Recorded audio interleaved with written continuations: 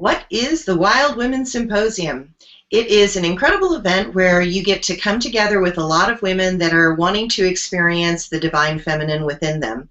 I think women are really good at supporting women. And oftentimes when you get in an environment where there's just women, you can actually really open and express yourself in ways that you can't do otherwise. So there's this process in the Wild Women Symposium where that we all come together and we do different classes and workshops together.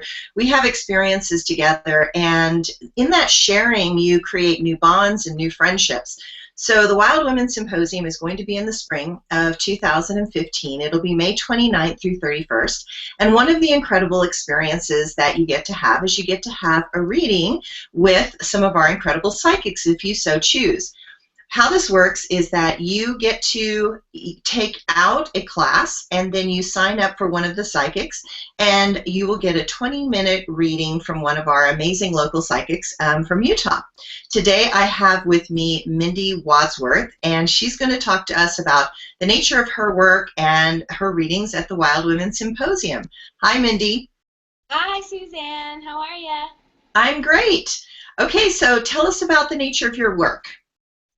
Well, I do psychic readings with crystals, and I allow people to choose some crystals that come out to them, and I have a really special relationship with rocks and crystals, and they seem to, I guess you could say, talk to me and give me information, and so I then get to read what you have picked from me, and we go into information that your guides and angels would have for you. Lovely.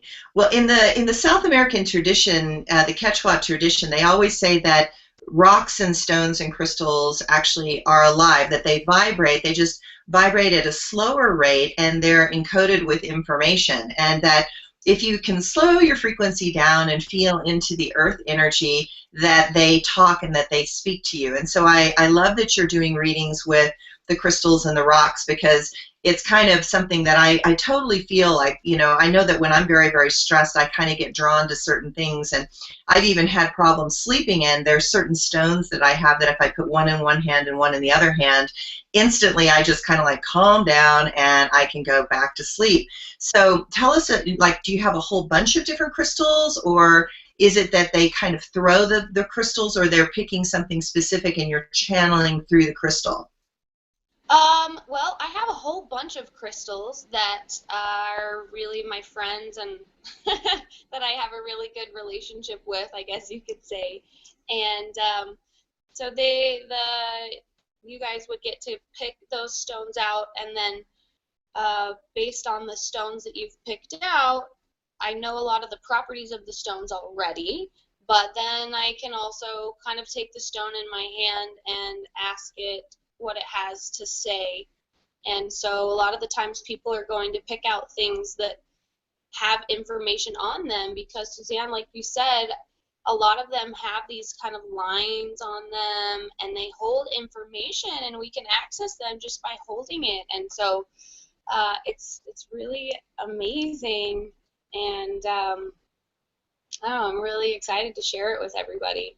Oh, I'm excited to have you there, because I've tried to create in the Wild Women Symposium this experience that has so much variety. So I believe that I have used hundreds of tools, and I've taken hundreds of trainings in different types of systems and modalities, and what I've discovered is that every one of them has a valid experience, and that we access information through different tools and doors. And I think that what we're drawn to is kind of like how we're trying to unkink some of our karma, or how we kind of try to open up. And each one is so individualistic, and I wish it was so simple that there was one system that worked for absolutely everybody, but it doesn't. I mean, we kind of shift and change and move and flow. So now I know that you are a big nature person and outdoor person, so tell us a little bit about yourself. Well, I live up on a ranch in Peoria, Utah, with my parents, and we have a big, huge hay farm, horses, turkeys, chickens, dogs, cats.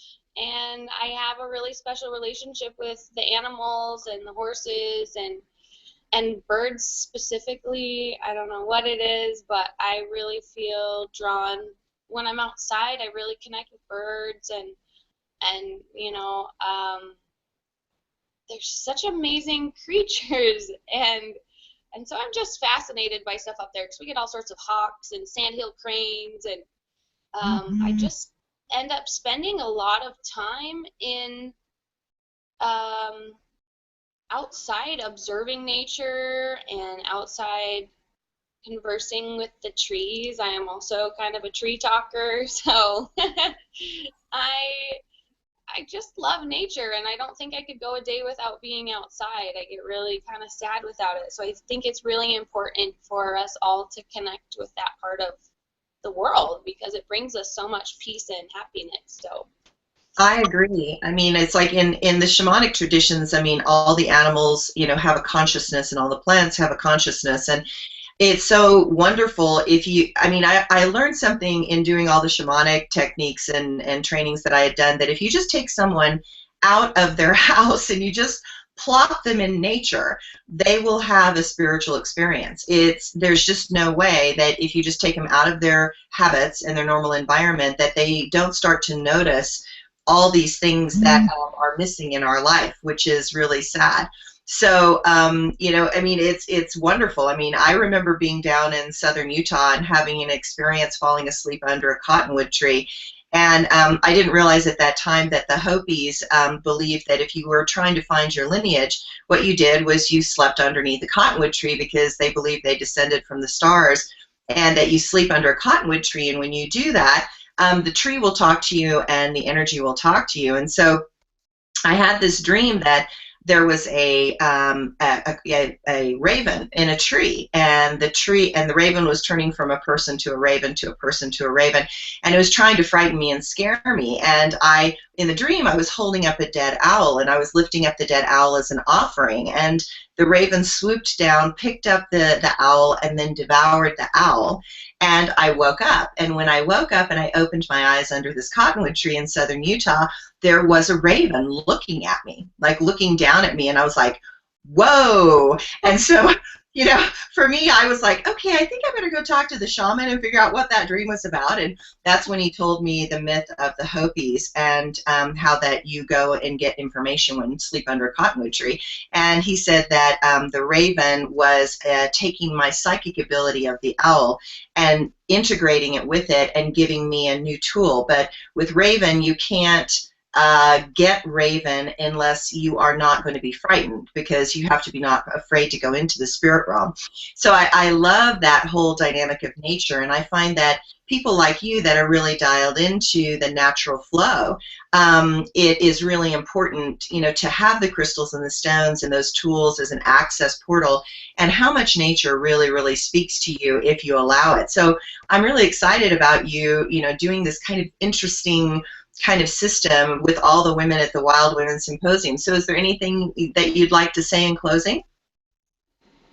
just I can't wait to meet you all, and I love working with people. I love meeting everybody. Everyone has such special gifts that I love to see and I love to help facilitate. And so if you have something that you're wanting to explore within yourself that you feel is kind of hidden, I would love to help you unlock it.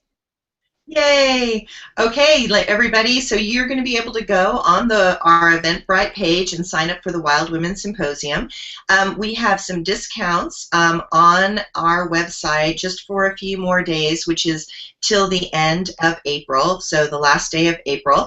And you might want to jump in and do that right now while you can do it. Also, we have group discounts for 3 women coming together and 5 women coming together, which are an incredible value, because the whole idea is that we're trying to create women supporting women, and that you actually bring in your women friends and you start to create your own circle of intimacy so that you can have support in continuing to open.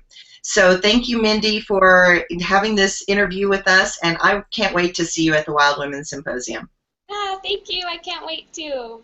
Okay, bye. Bye.